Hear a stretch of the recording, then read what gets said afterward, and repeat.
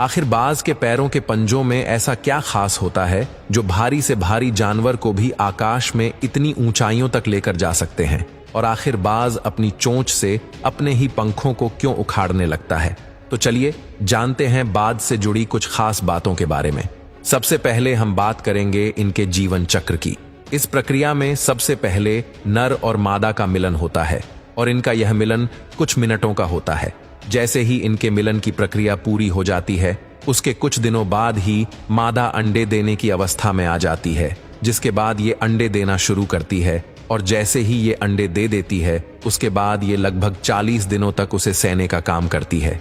40 दिनों के बाद बच्चे अंडों से बाहर आ जाते हैं और इस दौरान मादा बाज के साथ नर बाज भी साथ रहता है और नर बाज मादा और बच्चों की सुरक्षा और खाने का पूरा इंतजाम करता है। लगातार खाना जुटाने की मेहनत करने के इस मुश्किल सफर में नर बाज का वजन मादा की तुलना में 30% कम हो जाता है। वैसे बाज की अधिकतर प्रजातियों में मादा बाज नर की तुलना में 25% अधिक बड़ी होती है। इस तरह ये बच्चे 3 महीनों तक अपने घोंसलों में माता पिता के साथ रहते हैं।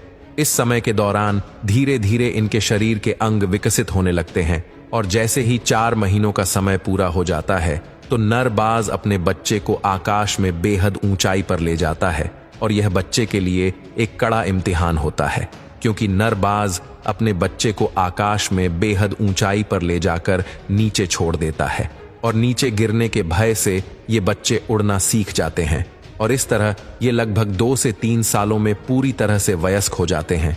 उसके बाद उनके सिर और गर्दन पर शानदार बाल विकसित हो जाते हैं और इनकी नजरें भी तेज और तीखी हो जाती हैं। साथ ही इनके पंख 7 फीट तक लंबे हो जाते हैं और इनके पंजे नुकीले और खतरनाक मौत के पंजों में बदल जाते हैं। आपने देखा होगा कि बाज की चोंच आगे से मुड़ी हुई होती है। 40 साल की आयु तक पहुंचते पहुंचते यह चोंच इतनी अधिक मुड़ चुकी होती है कि बाज इस चोंच से शिकार नहीं कर पाता। साथ ही बीती उम्र के साथ बाज के पंख इतने भारी हो जाते हैं कि उसे उड़ने में भी बेहद मुश्किल आने लगती है।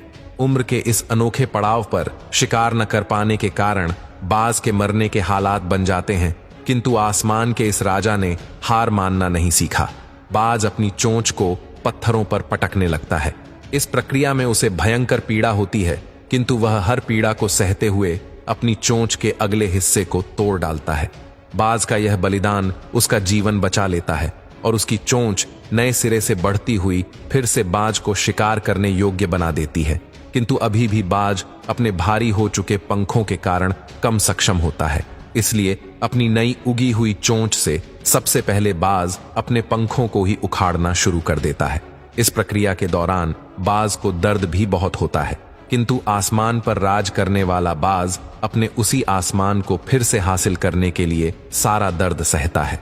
बाज को अपने इस बलिदान और तपस्या का फल मिलता है और अगले कुछ महीनों में उसके नए और बेहतर पंख उग आते हैं, जिसके दम पर यह बाज एक बार फिर से आसमान की ऊंचाई हासिल करता है। बाज की दूसरी खासियतों में से एक खूबी है इसकी तेज नजर।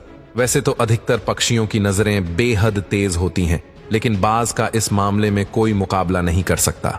बाज एक ही बार में 2 अलग अलग वस्तुओं पर अपनी आंखों को फोकस कर सकता है।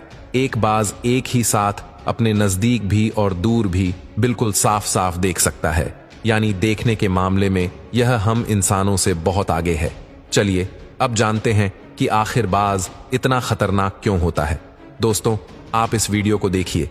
यह बाज एक सांप को समंदर से उठाकर ले जा रहा है और इस सांप को उठाकर वह आकाश में ले जाकर अपने घोंसले तक ले जाकर उसका भोजन बनाता है।